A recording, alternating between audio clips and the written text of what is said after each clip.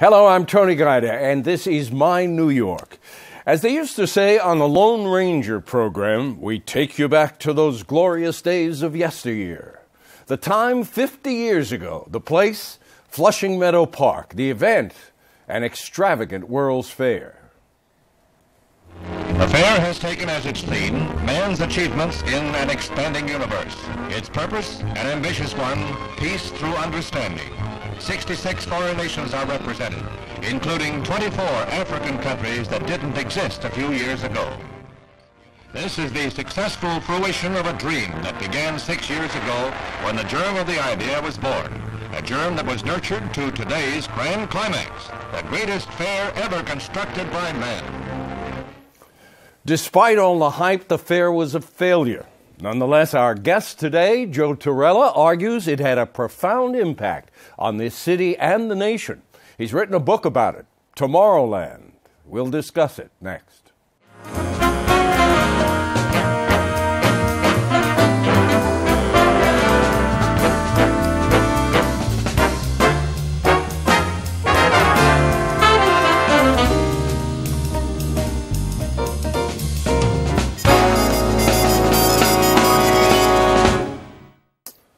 I'm happy to welcome to the program Joe Torella, author of the book Tomorrowland, subtitled The 1964-65 World's Fair and the Transformation of America. Welcome to the program. Thank you, Tony. Transformation of America is a big phrase. We'll talk about that and the impact of this fair. But before we do, Joe, let's recall the promise, the extravagant promises that Robert Moses was making for this event.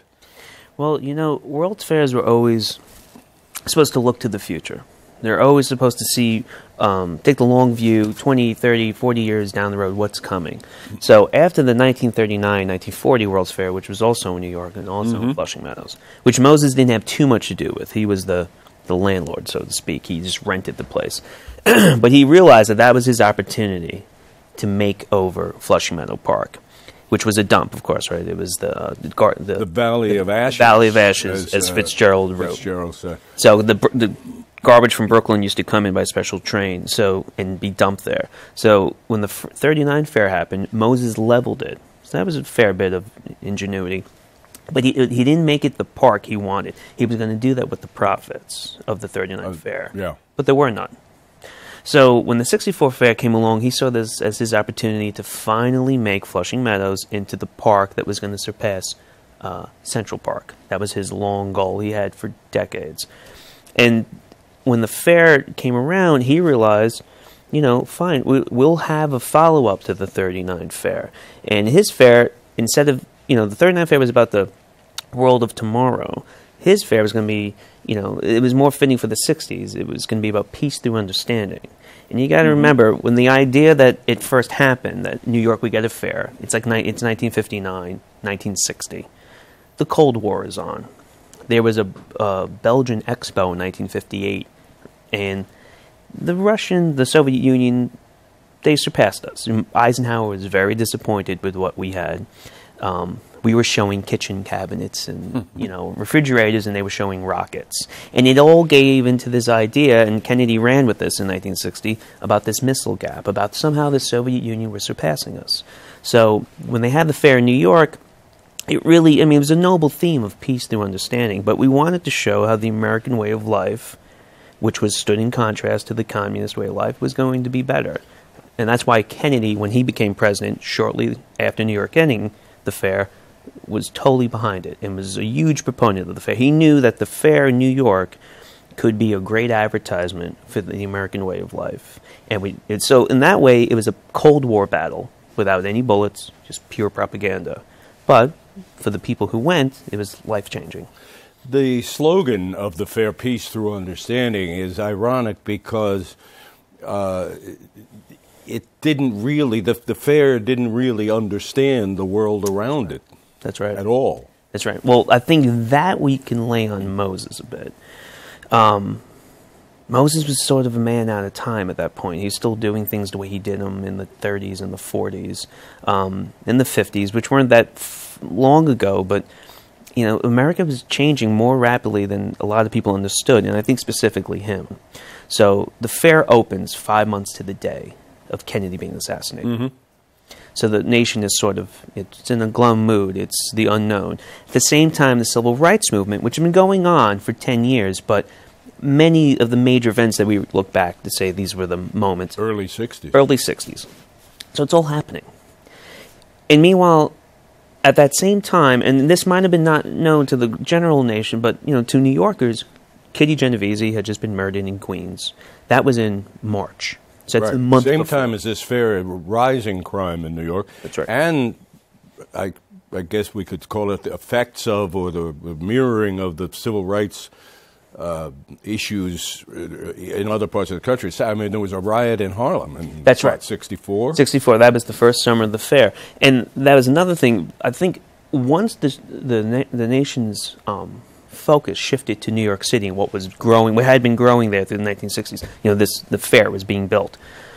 Once people started to seriously start thinking about the fair, they realized that the civil rights struggle, which I guess to New Yorkers' mind, Northerners, it was a Southern thing, but it really wasn't. Yes, Martin Luther King was marching in the South for voting rights, but in the North there was discrimination, and civil rights groups in the North saw the fair as an opportunity to get some attention for their cause. They had the right to vote, but there was still racial discrimination, there was still police brutality, there was still bad housing, bad schools. So that's why when the fair opened, there was a massive civil rights protest. A stall-in? A stall-in plan. So instead of a sit-in, a group of CORE, which is the Congress of Racial Equality, their Brooklyn group, it's called, and they were a little more radical, they called for a stall-in. That is, Robert Moses wouldn't give any more jobs. All the unions, it was hard for African Americans and Puerto Ricans to get jobs, and that was sort of out of his control, but he wasn't helping much. So they decided, okay, if everyone wants to talk about this world of fantasy, we're going to show them the real world, and we're all going to drive to the fair. We're going to use Robert Moses' highways, his beloved, highways, against him. We're going to drive and cause the world's biggest traffic jam. And this actually it never happened, because at the end of the day, I think people realize, I'm going to lose my car, I'm going to get arrested, and I don't know if this group can bail me out. But it literally scared Moses, Mayor Wagner, the city administration, the Governor Rockefeller, who condemned it, President Johnson, who condemned it, Robert F. Kennedy was the Attorney General, condemned it. And you have to be honest, at this point, LBJ and RFK and others were desperately trying to pass the Civil Rights Bill. And you had these, let's be honest, racist Southern senators who did not want to pass it. And they could point, and they did, to the stall-in, see what happens. So it was bad for politics, but at the same time, it was great for local people, New Yorkers, to get the world to understand we too have problems. Yes, we can vote here in New York, but there's a lot of racial discrimination. Well, they got that message out, as you describe in the book, also by heckling and shouting down Lyndon Johnson. President Johnson spoke at the opening day of the fair and was heckled pretty loudly by protesters in the crowd. Well, presidents usually opened up World's Fairs. McKinley he was assassinated at a fair. FDR opened up the 39th fair. So Kennedy was obviously supposed to be there. He obviously wasn't alive. So LBJ came, and he arrived by helicopter to the old Singer Bowl, and he gave a huge speech there, and then he went outside. Now, he didn't know, when he was inside with the 10,000 VIPs, the protesters were already inside taking their positions, and they were openly laughing because his speech could be heard on the PA. So then he comes to the outside to give the same speech to the general audience, and there's 300 activists, many of them college students, many of them CORE, but not the Brooklyn CORE, many of them from Queens, and actually Andrew Goodman, who would later die in a few months. Ironic, isn't it? Ironic, was there. Part of the Goodman, Schwerner, and Cheney group. Three civil rights workers murdered in Philadelphia, Mississippi. Philadelphia, Mississippi. He was there to protest LBJ, and 300 people, including James Farmer, the head of CORE. Because once the Brooklyn CORE activists was on a stage there, outside, stolen, he decided to lead something inside. And they were all arrested. And it's the first time that anyone had seen a president shouted down by college students, well within, like, I mean, he could see them, and they could see him, and he could hear them. Mm-hmm. You could find the footage of it, and he's giving the speech, and you hear people in the background laughing. And Johnson's trying to say, yes, we're not perfect. We are striving to pass this bill to create equality. We're trying to correct ourselves. And they just went by it. They were just laughing in his face. And the next day, Senator Jacob Javits, a Republican, called Johnson to apologize for the behavior of his citizens. Mayor Wagner apologized. And it shows a certain time that, in 1964, a Republican senator called a Democratic president to apologize on behalf of his citizens because they embarrassed the president, which is something that would never happen today. I think it was a more civil time. Yeah, one critic of the fair called it a white bread utopia of rocket ships, superhighways, and kitchen gadgets. I mean, again, not understanding the world outside its own gates, as you say in the book. Well, Moses really tried desperately to keep the world outside. He didn't want the outside world. And he didn't have much of a social conscience, I guess. I guess in terms of color, he didn't. He didn't have a good head about black. No. He and he did think about it and write about it. He wrote about it in the Times, actually, in the early '40s. This piece called "What's the Matter with New York," and saying that something has to be done to solve. What he called at that time, the word was okay, the Negro problem. We have to do something to help these people.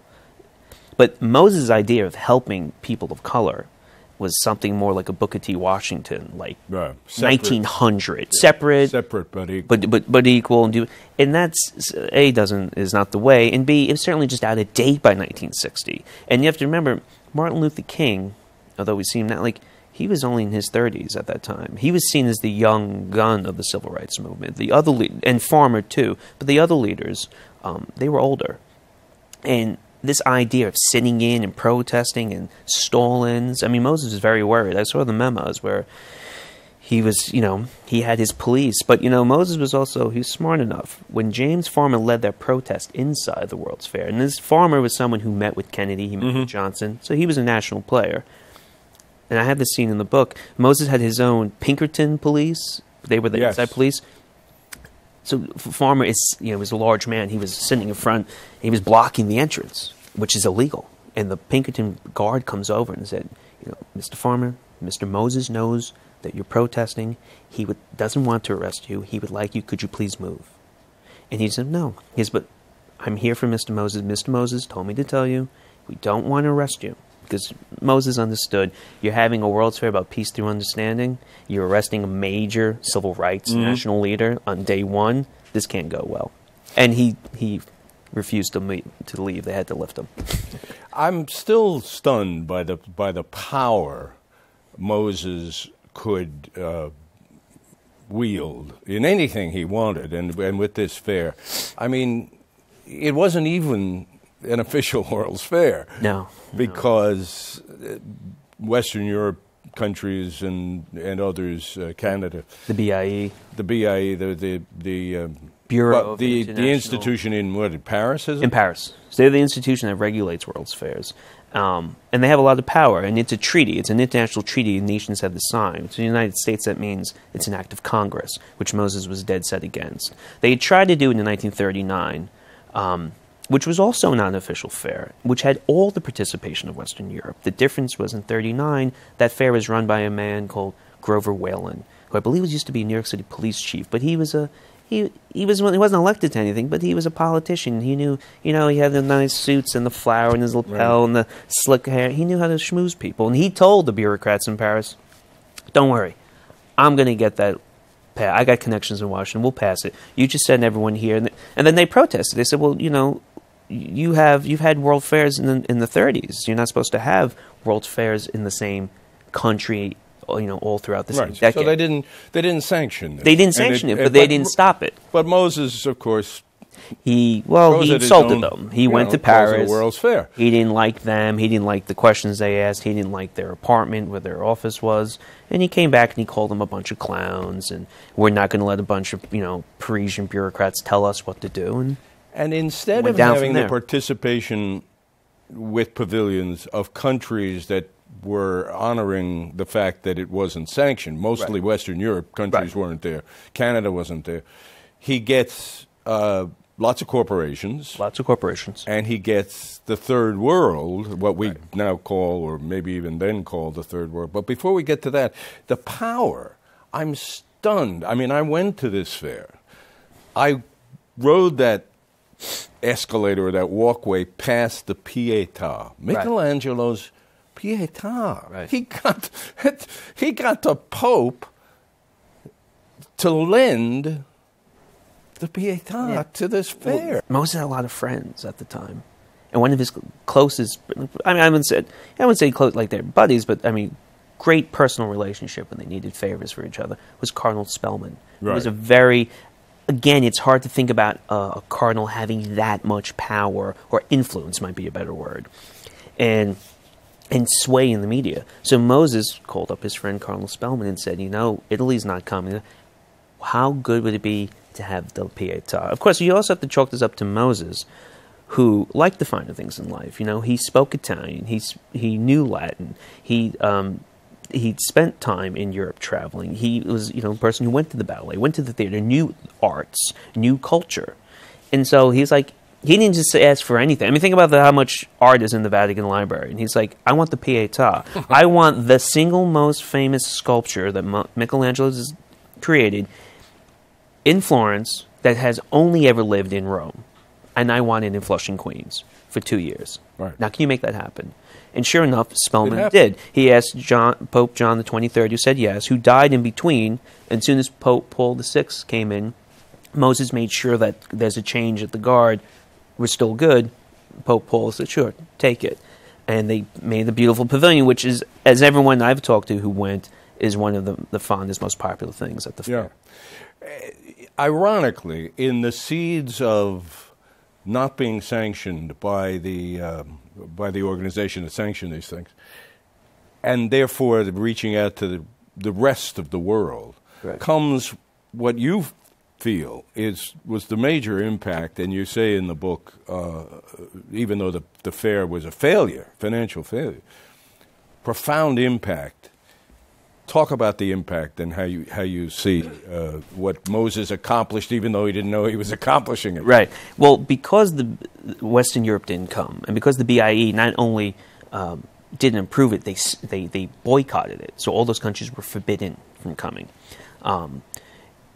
Moses and his people had to go out to the rest of the world. So instead, they got newly free African countries, new African republics to come. They got the Middle East to come. They got Asia to come, India, Japan, Korea, all over South America. So you can look at the world, the West didn't come, but the rest came. And you also have to think that this is the early 60s. It's kind of the heyday of the United Nations. There was this Cold War going on. There were all these other new nations who, at the time of the previous World's Fair, were colonies of Western Europe. The same. So instead of the European colonial masters coming, it's the post-colonial world who's coming.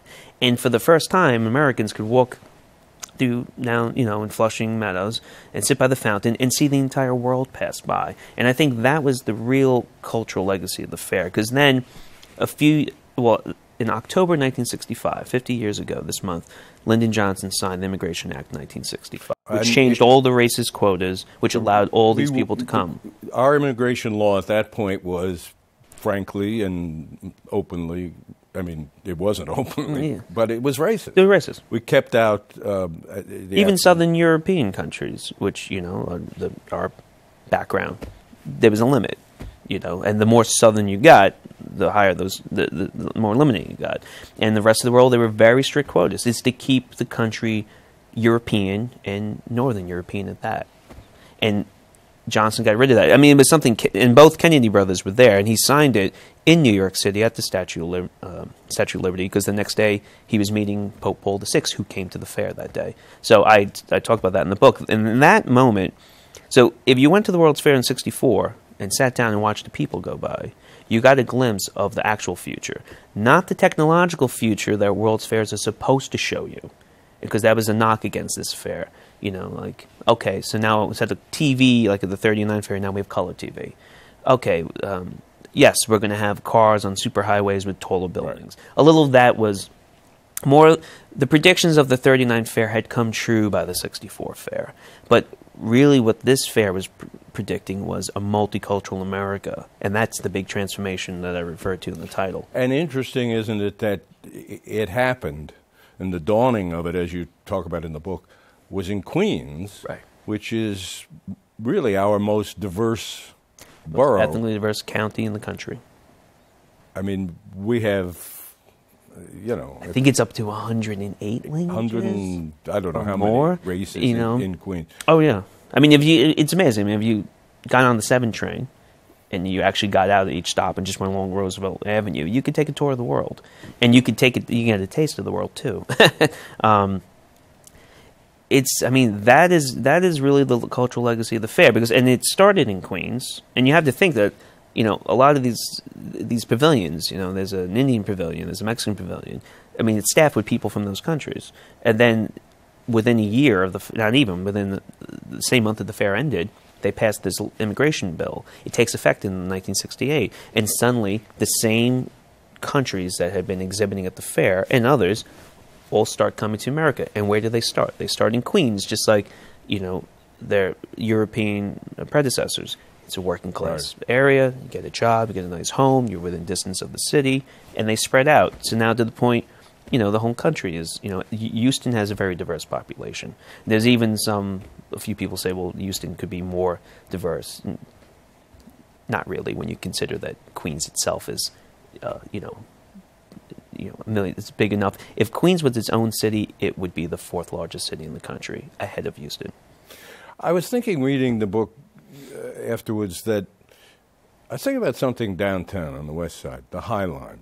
Right. The High Line was a freight rail service from very lower into Midtown. There's nothing. Fell into disrepair.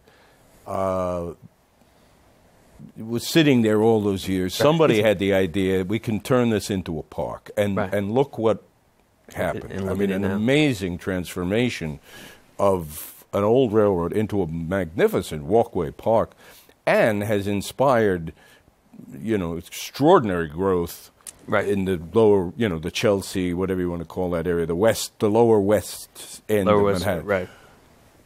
You go to Flushing Meadow Park even today, you see remnants of the fair. You see buildings, and they're falling apart. Right. Shouldn't the city do something to, Absolutely. like what it did in... Absolutely. But it's going to take vision.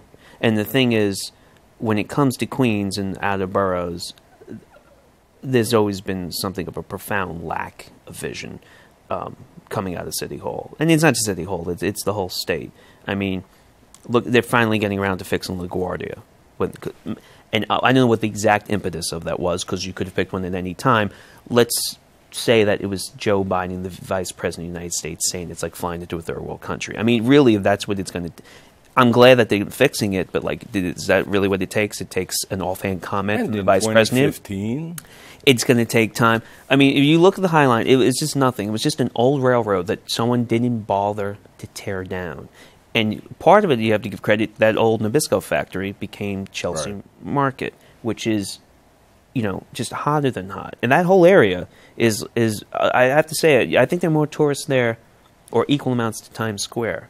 So then you look at Flushing Meadow and you say, you have all these wonderful buildings like New York State Pavilion, which they're now, in the borough president of Queens is doing quite a lot to get funding to save it. They just painted the top. They're doing some of the electricity. The New York State Pavilion was built by Philip Johnson. That's right. You know, I mean, you would think, kind of a good architect. Right. You know. I mean, you just have to ask yourself, if Philip Johnson, internationally renowned architect, an American, built a major work in a major European city, anywhere, Paris, London, Rome, Brussels, would they allow it to deteriorate at the rate that they did in Queens? And the answer is absolutely not. They would never allow a work of a major artist to do that. And here is one, an American, a New Yorker.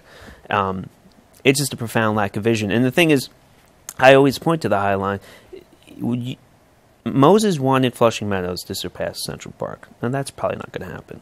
But you look where it's located.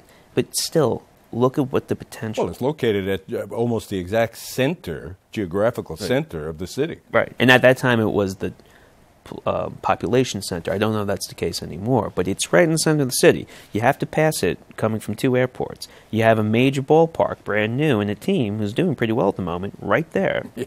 You have the Queens Museum, which was an old building from the 39 fair that they kept for the 64 fair and has now been refurbished. It looks spectacular. You got the Unisphere, which they did a wonderful job of cleaning and maintaining.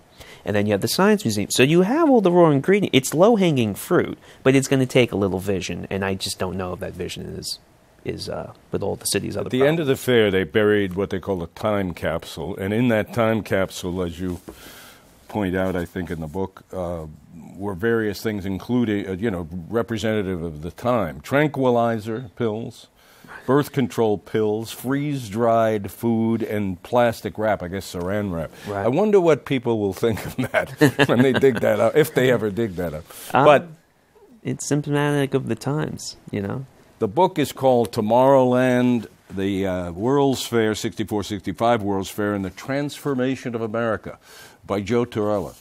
Good to have you here talking about it. Good book. Thank you, Tony. Great to be here. And we look forward to seeing you next week.